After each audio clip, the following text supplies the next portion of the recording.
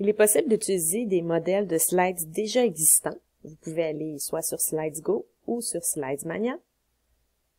Je vais vous faire une petite démonstration. Je vais cliquer sur l'onglet Éducation et choisir le modèle de slides qui m'intéresse. On va ensuite le télécharger en cliquant sur Google Slides et créer une copie. À partir d'ici, le slide est enregistré dans mon Drive, alors je vais venir changer le nom.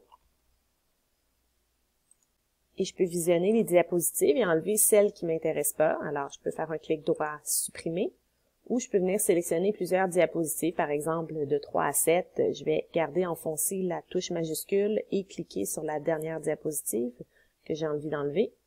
Clic droit « Supprimer ». Dans le bas de ce slide, on a toujours les crédits. Juste ici. Alors, c'est important de garder cette diapositive-là à la fin de notre présentation. Aussi, j'ai accès à plusieurs icônes que je peux venir copier et coller dans la diapositive de mon choix. En gardant la touche majuscule enfoncée, je peux agrandir tout en gardant les bonnes proportions pour pas que ça ait l'air de ça à la fin. Et les icônes sont souvent modifiables, alors en sélectionnant le petit saut, je peux venir changer les couleurs pour les agencer à mon document. Lorsque j'ai des formes dans mes diapositives, donc par exemple ici, je vais enlever le texte.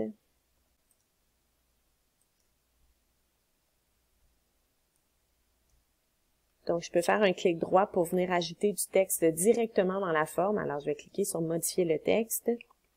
De cette façon-là, le texte va être ancré dans la forme. Alors, quand je vais venir apposer un lien, donc par exemple, CTRL-K, pour aller à la diapositive suivante, par exemple,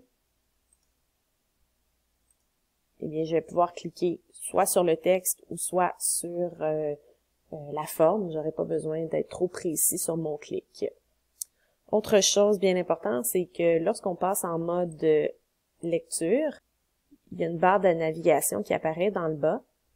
Si je mets un bouton juste ici, par exemple, ça va être difficile d'aller cliquer à cause de la barre de navigation. Alors, je vous suggère de la prendre en compte pour pouvoir placer vos boutons correctement sur les diapositives. Donc, vous pourriez, par exemple, mettre une flèche gauche ici, une flèche droite, ou utiliser la barre verticale, justement, pour placer votre menu.